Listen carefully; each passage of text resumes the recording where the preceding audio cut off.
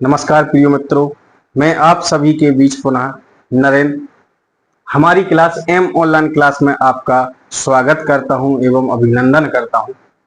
जैसा कि मैं बताना चाहता हूं कि जो हमारी पिछली क्लास रही है उसमें जो हमारे मुख्य टॉपिक रहे हैं, तो उसमें हमने क्या पढ़ाया था बच्चों, आप सभी को संधि पढ़ाई थी। संधि का कौन सा टॉपिक हमने पढ़ाया था? तो आपको स्वर संधि हमने आपको कंप्लीट कराई थी। स्वर संधि और स्वर संधि क्या पढ़ाए थे? प्रकार पढ़ाए थे। तो पिछली क्लास के माध्यम से अगर आपने अभी तक क्लास नहीं देखी है तो पिछली क्लास पे जाके उन क्लासों को पहले पूर्ण कीजिए, फिर उसके बाद क्या आता है? व्यंजन संधि आता है। जैसा कि मैं बताना चाहता हूं कि पिछली क्लास में मैंने आपको पांचों प्रकार बताए थे स्वर संधि के। तो कौन कौन से प्रकार थे उसमें? यण संधि था, दीर्घ संधि था, वृद्धि संधि था, अयादि संधि था और गुण संधि था। अब हम आगे चलते हैं, व्यंजन संधि की तरफ देखते हैं। आइए बच्चों, व्यंजन संधि। तो व्यंजन संधि क्या है या व्यंजन संधि किसे कहते हैं? बहुत ही अच्छा क्वेश्चन है बच्चों। और व्यंजन संधि भी हम आप सभी के लिए बहुत ही आसान भाषा में आपको समझाने का प्रयास करेंगे और देखते हैं कि इसकी जो डेफिनेशन है वो क्या है। हम कह सकते हैं कि व्यंजन के बाद अगर स्वर या व्यंजन वर्ण आते हैं तो व्यंजन वर्ण में क्या होता है? परिवर्तन होता है। क्या होता है? विकार उत्पन्न होता है। उसी को हम क्या कहते हैं? व्यंजन संधि कहते हैं। जैसे व्यंजन संधि तो देखते हैं कि व्यंजन के बाद स्वर या व्यंजन वर्णों के मेल से क्या हो रहा है? व्यंजन के बाद स्वर या व्यंजन वर्णों के मेल से व्यंजन वर्ण में जो विकार उत्पन्न हो रहा है, विकार का अर्थ क्या होता है? परिवर्तन, या परिवर्तन उत्पन्न हो रहा, उसे हम क्या कहते हैं? व्यंजन संधि कहते हैं। ठीक है बच्चों, एग्जाम्पल जैसे कि दिया गया है, दिक् प्लस गज बराबर क्या बन रहा है? दिग् गज। अभी हम आपको समझाएंगे कि इसमें हुआ क्या है और इसमें जो ये गा है ये कैसे आया है, किस तरीके। जैसे मैं आपको बता दे रहा हूं, इसकी जो विधि है, इसकी जो ट्रिक रहेगी बहुत ही आसान रहेगी। बस आप ध्यान पूर्वक क्लास को देखते रहिए और एक बार जो ये व्यंजन संधि का जो क्लास है आप एक बार अच्छे से समझ लीजिए, दोबारा आपको पढ़ने की जरूरत नहीं पड़ेगी। जैसे मैं बताना चाहूंगा, यहां का लिखा है, कहने का मतलब है कि जो हमारा पहला वर्ण होगा वो तीसरे वर्ण में क्या होगा? परिवर्तन होगा। क्या होगा? उसका परिवर्तन होगा। तो ये का कौन सा वर्ण होगा? पहला वर्ण होगा। तो का तीसरा वर्ण क्या होगा? का, खा और गा। तो का गा में कन्वर्ट हुआ, परिवर्तन हुआ, इसलिए क्या बन गया? दिग्गज बन गया। इसी प्रकार जैसे ये लिखा है सम प्लस योग, आप सोचेंगे संयोग कैसे बना है? तो मैं बताना चाहूंगा कि जब हमारा क्या आए व्यंजन में? मां आए। क्या आए? मां आए बच्चों, ये ठीक है। और उसके बाद क्या आ जाए? अंतास्त व्यंजन आ जाए। क्या आ जाए? अंतास्त व्यंजन क्या है? ये है, मैंने आपको बताया था अंतास्त व्यंजन, या, रा, ला, वा। मतलब मां के बाद कोई अंतास्त व्यंजन आ रहा हो तो वो किस में चेंज होगा? किस में चेंज होगा बच्चों? अनुस्वार में चेंज होगा। तो यहां अनुस्वार की क्या आ गई है? बिंदु आ गई, इसलिए सम प्लस योग बराबर क्या बन गया है? संयोग। ठीक है बच्चों, अब चलते हैं। अब मैं बताना चाहूंगा, जैसे हमारी ये संधि है व्यंजन संधि, मैं आपसे कहना चाहता हूं जैसे स्वर संधि है, स्वर संधि में क्या होते हैं? प्रकार होते हैं। क्या होते हैं? प्रकार होते हैं। आपको 5 प्रकार मैंने बताए थे। इसी प्रकार व्यंजन संधि है तो हम व्यंजन संधि में प्रकार नहीं होते, इनमें क्या है? नियम दिए गए। क्या है? नियम है, प्रकार नहीं है। तो इसमें हम क्या करेंगे? नियम को समझेंगे और अच्छे से कवर करेंगे। नियम के द्वारा ही ये पूरी संधि क्या होती है? कंप्लीट कराई जाती। तो देखते हैं, पहला नियम आता है, क्या दिया गया है? पहला नियम, वर्ग के पहले वर्ण का तीसरे वर्ण में क्या होता है? परिवर्तन। समझ में आ रहा है? जो वर्ग का पहला वर्ण होगा उसका परिवर्तन कौन से में होगा? तीसरे वर्ण में होगा। ठीक, कहने का मतलब ये लिखा है जैसे का, तो का परिवर्तन किससे होगा? गा से। चा का परिवर्तन किससे होगा? जा से। इसी प्रकार दिया गया है उदाहरण, दिक् प्लस अंत। तो बताइए बच्चों इसका क्या बनेगा, दिक प्लस अंत। तो अभी मैंने बताया कि जो का वर्ण होगा मतलब पहला वर्ण होगा वो किस में परिवर्तन होगा, तीसरे वर्ण में होगा। समझ में आ रहा है सभी को? तो देखते हैं तो क्या बन रहा है इसका,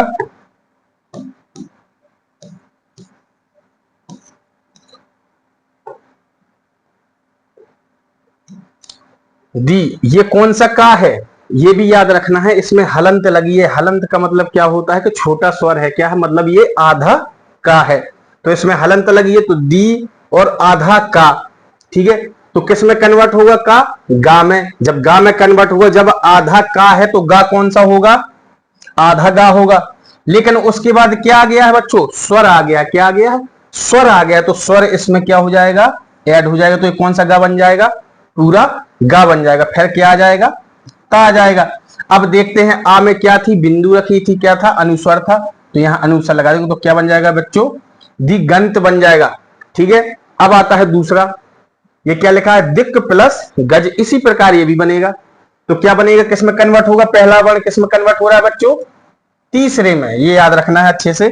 तो क्या बन जाएगा इसका भी, तो का किसमें कन्वर्ट होगा, गा में।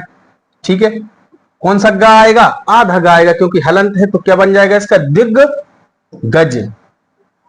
क्या बन जाएगा, दिग गज। ठीक बच्चों, अब फिर आता है क्या था, दिक प्लस अंबर। तो इसका क्या बनेगा, तो दी आ जाएगा, क्या आ जाएगा, आधा गा आ जाएगा। लेकिन गा के बाद क्या है, स्वर है आ का, तो इसमें भी क्या हो जाएगा, पूरा गा बन जाएगा और बिंदु लग जाएगी किसकी, अनुस्वर की। और क्या लिख जाएगा, बर लिख जाएगा। तो क्या बन जाएगा, दिगंबर बन जाएगा। इसी प्रकार बच्चों हम ये देखेंगे क्या लिखा है, ये बाक प्लस ईस है ना, ये स्वर आ गया है। क्या आ गया है, स्वर आ गया है। तो क्या बनेगा, बा क्या लेंगे, आधा गा लेंगे। लेकिन गा के बाद क्या है, बड़ी ई की मात्रा। क्या है, बड़ी ई की मात्रा। तो फिर बड़ी ई की मात्रा भी लगेगी इसी में। तो क्या बन जाएगा, वागीस। सभी को समझ में आ रहा है बच्चों? अब आता है ऋग्वेद। ये जो दिया गया है एग्जाम्पल किसका, ऋग्वेद का। इसका अधिकतर एग्जामों में पूछा जाता है कि ऋग्वेद की संधि क्या होगी। तो बच्चों याद रखना है, इसको देख लो सभी कि ऋक क्या आता है, का आता है। क्या आता है, ऋक।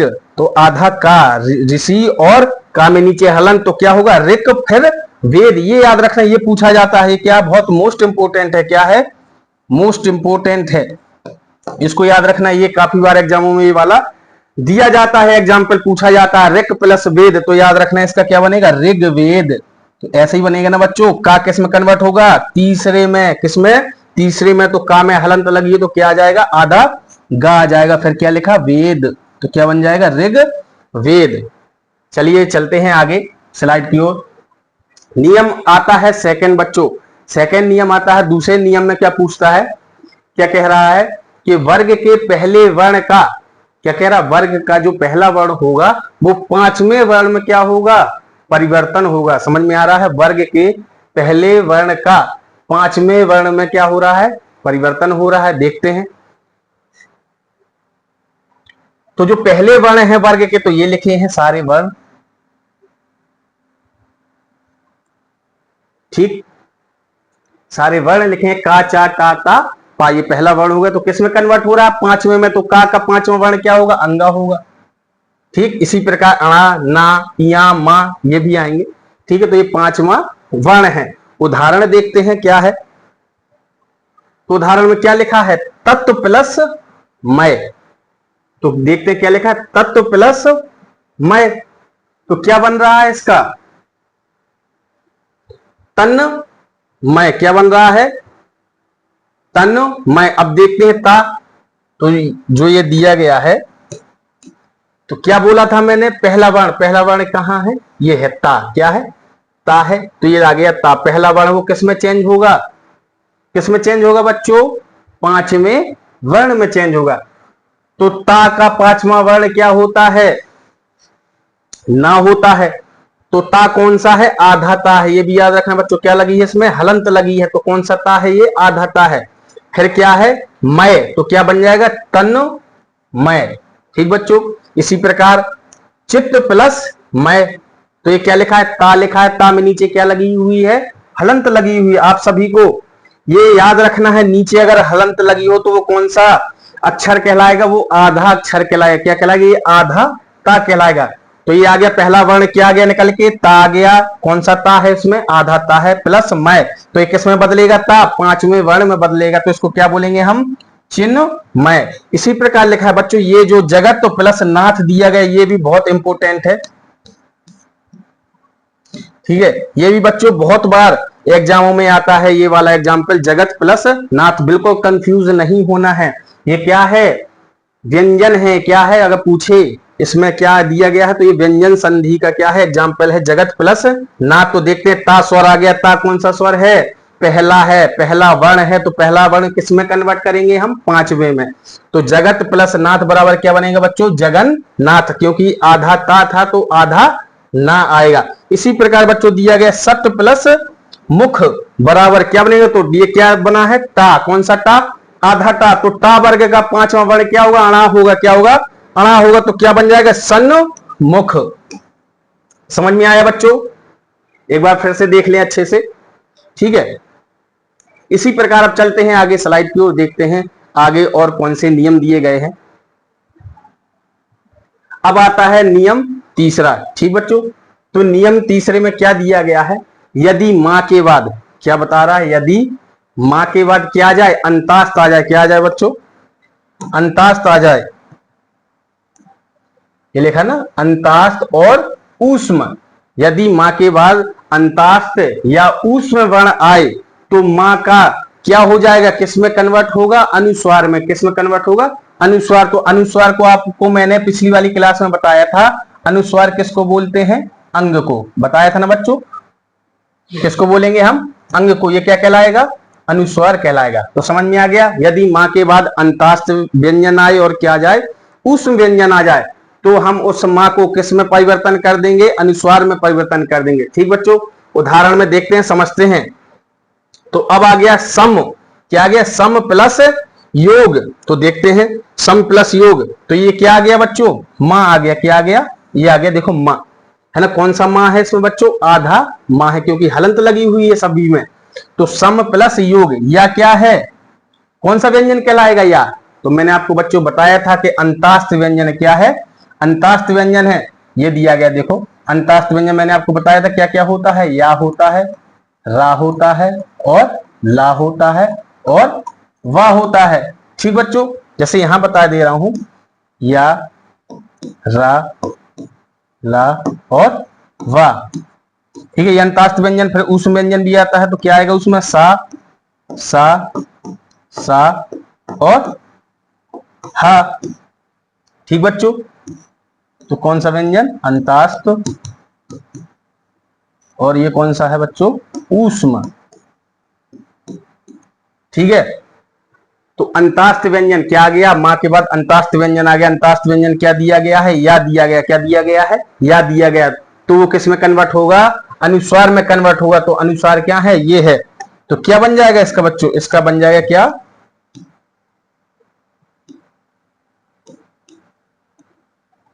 क्या बन जाएगा? संयोग। क्या बन जाएगा? संयोग। ये देखिए अनुस्वार में कन्वर्ट हो गया। अनुस्वार की क्या लग गई है? बिंदी लग गई है। इसी प्रकार देखते हैं अब सेकंड वाला एग्जाम्पल क्या दिएगा? सम प्लस वाद। ठीक बच्चों, सम प्लस वाद बनाइए। इसका क्या बनेगा? तो क्या बनेगा? इसमें भी क्या कन्वर्ट होगा? मां के बाद क्या आ गया? वाह आ गया। तो वाह कौन सा व्यंजन है? अंतास्त व्यंजन है, सभी को पता है। तो क्या बन जाएगा इसका? संवाद। क्या बन जाएगा बच्चों? संवाद। क्या आ जाएगा? अनुस्वार आ जाएगा। इसी प्रकार लिखा है सम प्लस हार। तो इसका भी क्या बन जाएगा बच्चों? संहार। क्या बन जाएगा?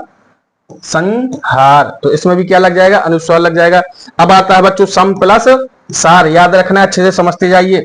बहुत अच्छा आसान तरीका है कि आपको दोबारा कभी पढ़ने की जरूरत नहीं पड़ेगी। व्यंजन संधि, ये देखिए बच्चों क्या आ गया? अनुस्वार आ गया। तो क्या बन गया है बच्चों? संसार। देख लीजिए एक बार फिर से, जहां समझ में ना आया हो। अंतास्त व्यंजन, यदि मां के बाद अंतास्त में क्या आ जाए? ऊस में आ जाए या अंतास्त व्यंजन आ जाए तो उस मां को हम किस में परिवर्तित करते हैं? अनुस्वार में परिवर्तित करते हैं।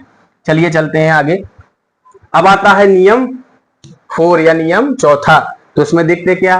यदि मां के बाद कोई स्पर्श वर्ण आए, क्या आए, स्पर्श वर्ण आए। कहने का मतलब मैंने आपको पिछली क्लासेस में बताया था कि स्पर्शी जो व्यंजन होते हैं उनकी संख्या कितनी होती है, 25 होती है। कितनी होती है बच्चों, 25 होती। तो वो वही कह रहा है, यदि मां के बाद क्या आ जाए, स्पर्शी व्यंजन आ जाए, तो क्या होगा, जो मां होगा वो किस में परिवर्तन होगा, अनुस्वार में परिवर्तन होगा। किसमें होगा बच्चों, अनुस्वार में परिवर्तन होगा। और क्या कह रहा है आगे, या मां किस में कन्वर्ट होगा, जो बाद वाला वर्ण होता है, क्या होता है, बाद वाला वर्ण होता है, वो उसमें कन्वर्ट होगा। उसके कहने का मतलब है जो स्पर्शी व्यंजन दिया गया है, स्पर्शी व्यंजन में क्या होता है, वर्ग होता है। क्या होता है, वर्ग समूह होता है। तो क्या कहता है, वर्ग समूह का जो पांचवा वर्ण होता है, कौन सा वर्ण होता है, अनुनासिक होता है।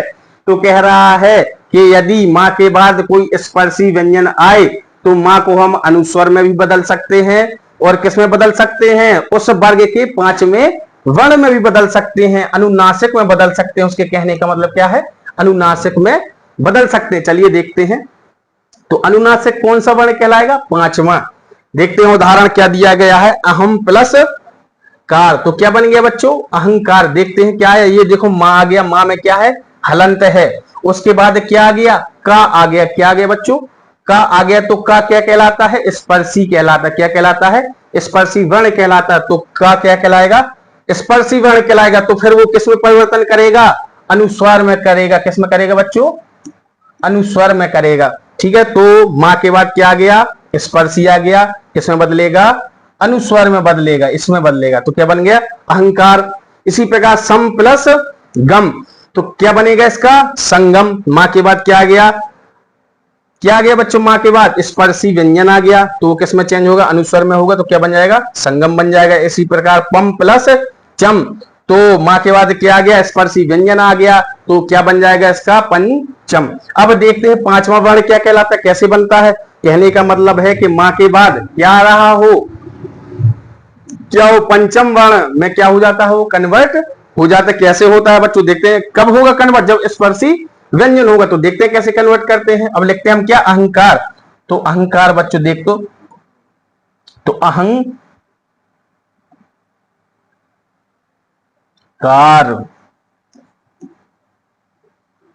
क्योंकि क्या आ गया है इसमें, का आ गया। का पंचम वर्ण क्या होगा, अंगा होगा। क्या होगा बच्चों, अंगा होगा। तो अहंकार ऐसे भी लिखा जाता है, ये भी सही है। इसी प्रकार देखते हैं क्या बच्चों, संगम। तो संगम कैसे लिखेंगे, सा लिखेंगे, और क्या लिखेंगे, अंगा लिखेंगे, और क्या लिखेंगे, गम लिखेंगे। तो ये क्या बन गया बच्चों, संगम। संगम इस प्रकार से भी लिखा जाता है। कब लिखा जाता है, जब मां के बाद स्पर्शी वर्ण आए या स्पर्शी व्यंजन आए, तो मां को हम अनुस्वर में भी बदलते देते हैं, और किसमें बदलते हैं, पंचम वर्ण में भी बदल देते हैं। पंचम वर्ण कौन कौन से कहलाते हैं, अनुनासिक कहलाते, अंगा, इया, अड़ा, ना और मां। अब इसी प्रकार पम प्लस चम पंचम बन गया, तो इसको हम किसमें बदलेंगे, पांचवें वर्ण में बदलेंगे। तो कैसे लिखेंगे पंचम, तो देखते हैं क्या आ गया, चा। चा वर्ण का पंचम वर्ण क्या कहलाएगा, इया। तो इया कैसे बनता है, आधमा है तो आधमा बनेगा।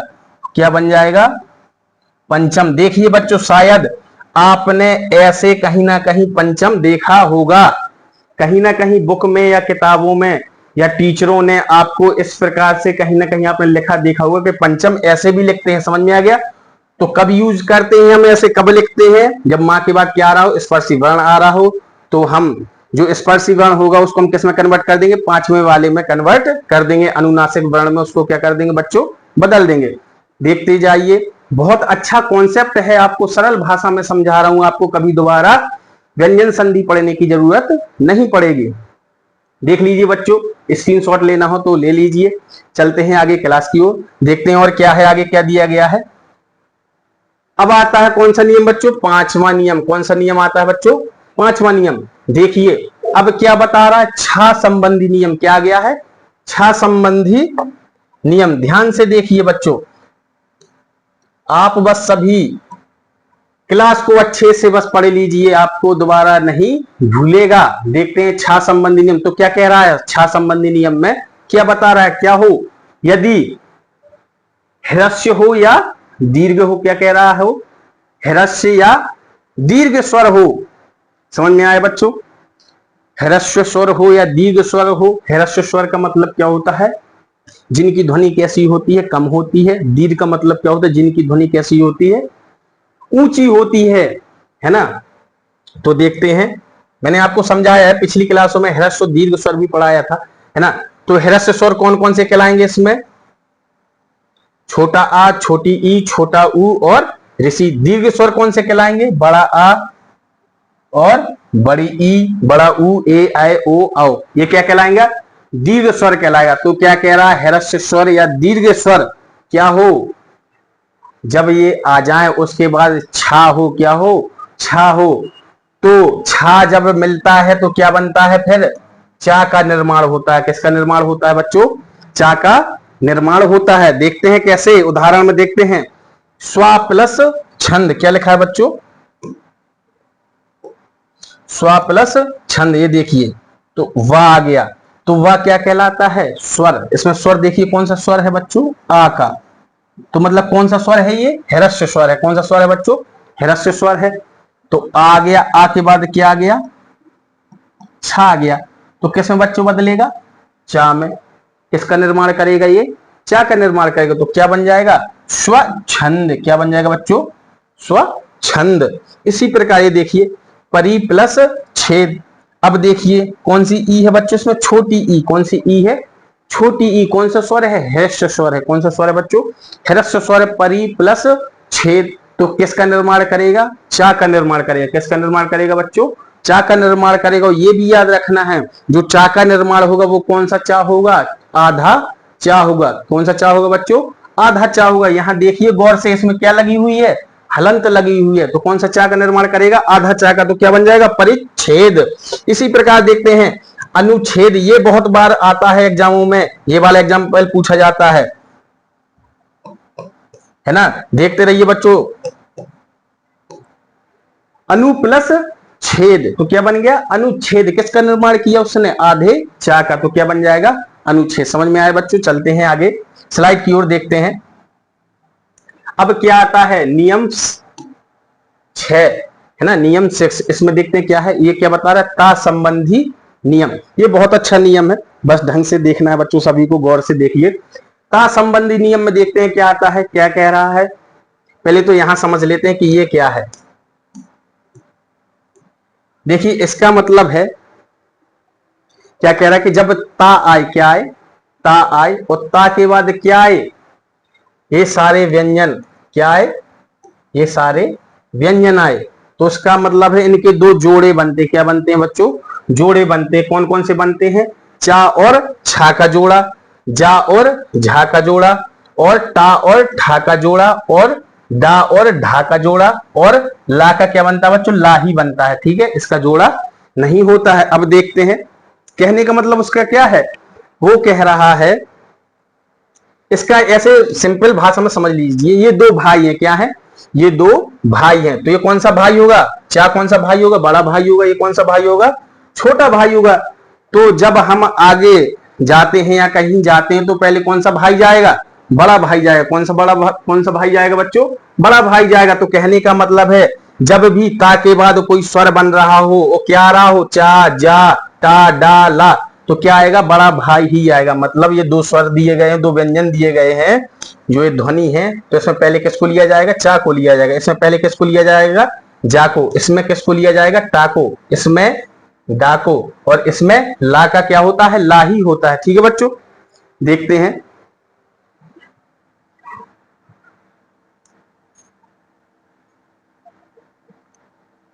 चलिए अब देखते हैं उदाहरण।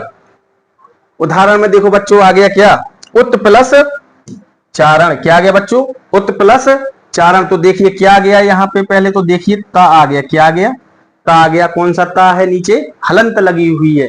फिर क्या आ गया, चा आ गया। क्या आ गया, चा आ गया। तो क्या बताया था कि दो भाई हैं, दोनों भाइयों में से कौन सा भाई आगे आएगा, बड़ा भाई आगे आएगा। ठीक बच्चों, तो ता का क्या बनेगा, चा ही बनेगा। क्या बनेगा, चा ही बनेगा। तो क्या बन जाएगा, इसका उच्चारण बन जाएगा। समझ में आया बच्चों, आधा ता था तो आधा चा बनेगा। इसी प्रकार सत प्लस चरित, तो क्या आएगा, बड़ा भाई आएगा। तो ता का क्या बनेगा, चा ही बनेगा। इसमें हलंत लगी हुई थी तो कौन सा चा आएगा, आधा चा आएगा। तो क्या बन जाएगा, सत चरित। इसी प्रकार उत प्लस लाश, तो मैंने आपको देखो यहां बताया था ला का क्या बनता है, ला ही बनता है। क्या बनता है, ला का ला ही बनता है। इसमें क्या है, हलंत भी दी गई हुई है, तो आधा ता लिखा है तो ता का क्या बन जाएगा बच्चों, ला बन जाएगा। तो क्या बन जाएगा, उल्लास बन जाएगा।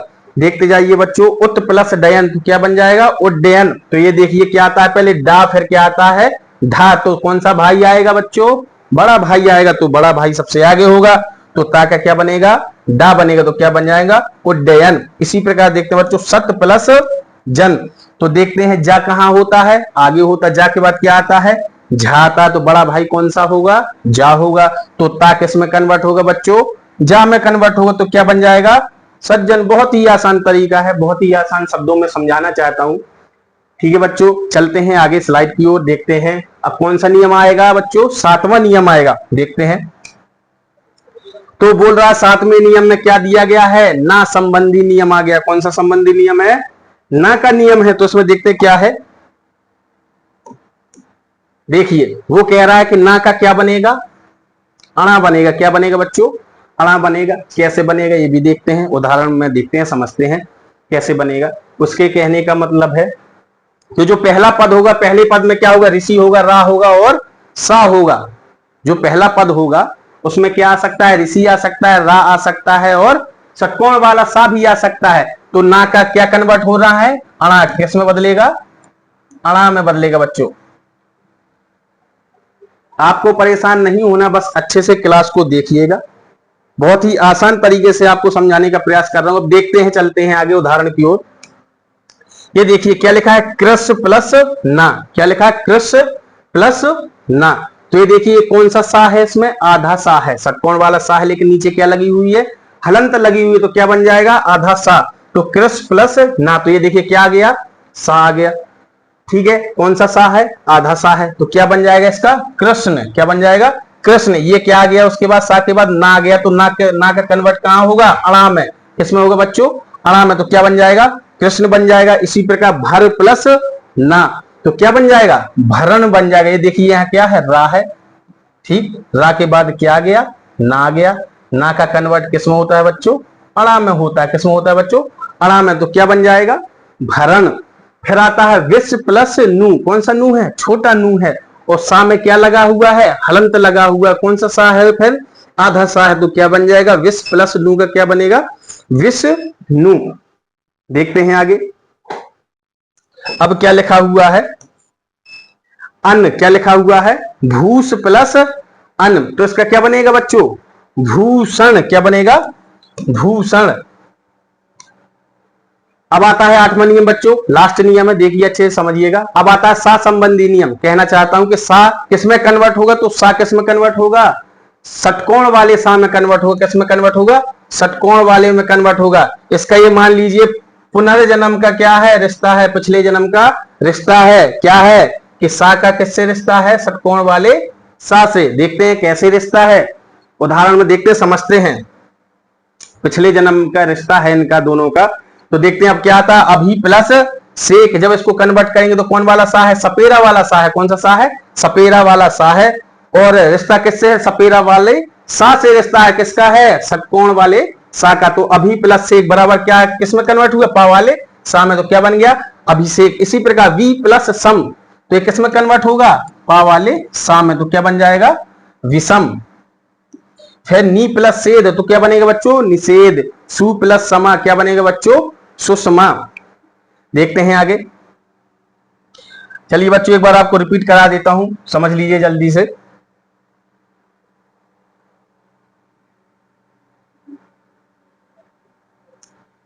व्यंजन संधि, व्यंजन के बाद स्वर या व्यंजन वर्णों के मेल से क्या बनता है, व्यंजन संधि बनता है। जब उत्पन्न होता है, विकार होता है, परिवर्तन होता है। जैसे कि दिग प्लस गज दिग्गज, सम प्लस योग बराबर संयोग। नियम पहला है, वर्ग के पहले वर्ण को किस में परिवर्तन कर रहे हैं, तीसरे में। का क्या बनेगा, गा बनेगा। चा का क्या बनेगा, जा बनेगा। ता का क्या बनेगा, डा बनेगा। ता का क्या बनेगा, दा बनेगा। और पा का क्या बनेगा, बा बनेगा। उदाहरण, दिग प्लस अंत बराबर क्या बनेगा, दिगंत बनेगा। दिग प्लस गज बराबर क्या बनेगा, दिग्गज बनेगा। दिग प्लस अंबर बराबर क्या बनेगा, दिगंबर बनेगा। वाक प्लस ईस बराबर क्या बनेगा बच्चों, वागीस बनेगा। ऋक प्लस वेद बराबर क्या बनेगा, ऋग्वेद बनेगा। इसको याद रखना, ये आपके एग्जाम में पूछा जाता है, ये वाला एग्जाम्पल आता भी है ऋग्वेद का। आगे चलते हैं। नियम दूसरा, वर्ग के पहले वर्ण को किसमें बदलते हैं? पांचवें वर्ण में परिवर्तन करते हैं। का, चा, टा, ता, पा का वर्ण किसमें जाएगा? पांचवें में। तो क्या आएगा? अंग आएगा, अणा आएगा, ना आएगा, इया आएगा और मां आएगा। उदाहरण, तत् प्लस मय तो क्या बनेगा? तन्मय। चित्त प्लस मय बराबर क्या बनेगा? चिन्मय। जगत प्लस नाथ बराबर क्या बनेगा बच्चों? जगन्नाथ। और सट प्लस मुख बराबर क्या बनेगा बच्चों? सन्मुख। देखते हैं नियम तीसरा, यदि मां के बाद क्या आ जाए? अंतास्त या ऊष्म व्यंजन आ जाए तो मां को हम किसमें कन्वर्ट करेंगे? अनुस्वर में कन्वर्ट करेंगे। सम प्लस योग बराबर संयोग। सम प्लस वाद बराबर क्या बनेगा बच्चों? संवाद। सम प्लस हार बराबर क्या बनेगा बच्चों? संहार।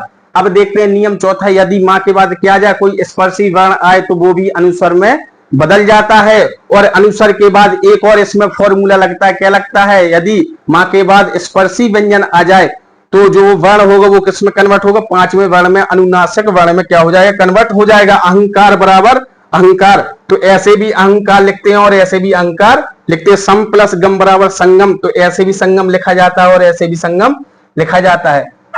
आगे देखते हैं छा वाला नियम। छा संबंधी नियम में क्या है? यदि ह्रस्व दीर्घ हो उसके बाद क्या हो? छा हो तो किसका निर्माण करेगा? वो चा का निर्माण करेगा। कौन सा चा आएगा बच्चों? आधा चा आएगा। ठीक है बच्चों, देखते हैं। ह्रस्व दीर्घ का मतलब समझिए जिसमें की छोटी ध्वनि हो, दीर्घ में जिसकी बड़ी ध्वनि हो। स्व प्लस छंद बराबर स्वच्छंद, तो किसका निर्माण किया? चा का निर्माण किया। अनु प्लस छेद बराबर किसका निर्माण किया? चा का निर्माण किया। आगे चलते हैं। ता संबंधी नियम।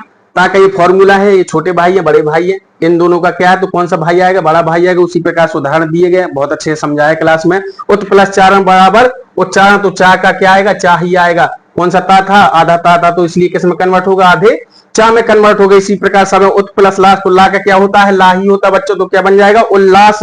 क्यों उल्लास होगा? क्योंकि आधा ता है तो क्या बनेगा? आधा ला बनेगा। अब देखते हैं सातवां नियम क्या है? ना संबंधी नियम। ना का जो परिवर्तन होता है किसमें होता है? अणा में होता है। कब होता है? जब ऋषि और रा और सा आए तो हम किसमें बदलेंगे? उसको अणा में बदलेंगे। कृष्ण प्लस ना बराबर क्या बनेगा? कृष्ण। भर प्लस ना बराबर क्या बनेगा? भरण बनेगा। विष प्लस नु बराबर क्या बनेगा? विष्णु बनेगा। चलते हैं, लास्ट नियम आ गया बच्चों, सा संबंधी नियम। तो सा किसमें कन्वर्ट होता है? पा वाले सा में, मतलब कहने का मतलब षटकोण वाले सा में। इनका क्या है? पुराना क्या है? इनका संबंध है। क्या है? संबंध है इनका, पिछले जन्म का नाता है। सा किसमें बदलता है? पा वाले सा में। तो अभि प्लस एक बराबर अभिषेक, वी प्लस सम बराबर विषम, और नी प्लस सेद बराबर क्या बनेगा बच्चों? निषेध। और सु प्लस समा बराबर क्या बन रहा है बच्चों? सुषमा। ठीक है बच्चों, समझ में आया सभी को? अगर क्लास आप देखते रहिए, बने रहिए। अगर क्लास आपको पसंद आई हो तो लाइक कीजिए, शेयर कीजिए और सब्सक्राइब भी कीजिए। थैंक यू दोस्तों।